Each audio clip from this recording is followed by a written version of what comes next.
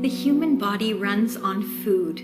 Once, food shortage was the major concern. After the Second World War, technological advances in food production led to a new era that was characterized by an overabundance of inexpensive food and relatively little physical activity.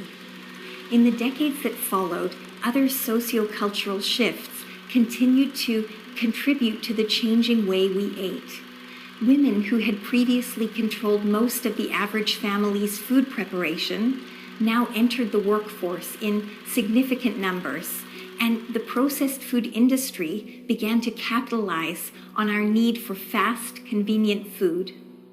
This meant that fewer meals were being cooked at home, and since convenience foods were generally higher in calories than home-cooked meals, the average person's caloric intake increased dramatically.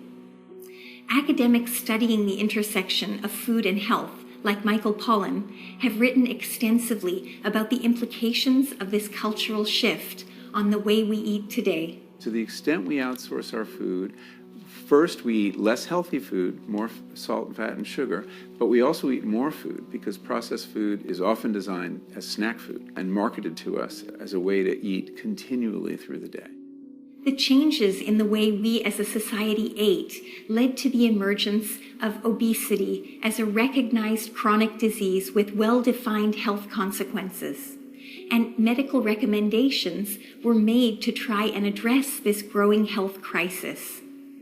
In the second half of the 20th century, a lot of attention was focused on reducing saturated fat and total fat in our diets. And the processed food industry responded by giving us what we wanted. But they still had a vested interest in selling their products, so they found other ways to make the reduced fat products taste good. One way they did this was by adding significantly more sugar and other forms of sugar like corn syrup to almost everything we ate. This not only made the reduced fat foods more appealing, but it also increased their shelf life. So the food industry had a huge incentive to add corn syrup and other sweeteners to packaged foods.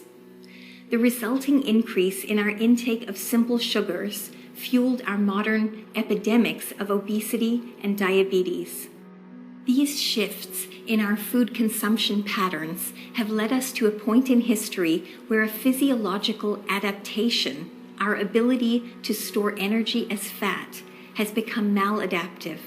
The balance between food availability and energy expenditure has been disrupted, and it's left us with an exponential increase in the incidence of obesity over the past 60 years, an epidemic that the World Health Organization has labeled a worldwide public health crisis.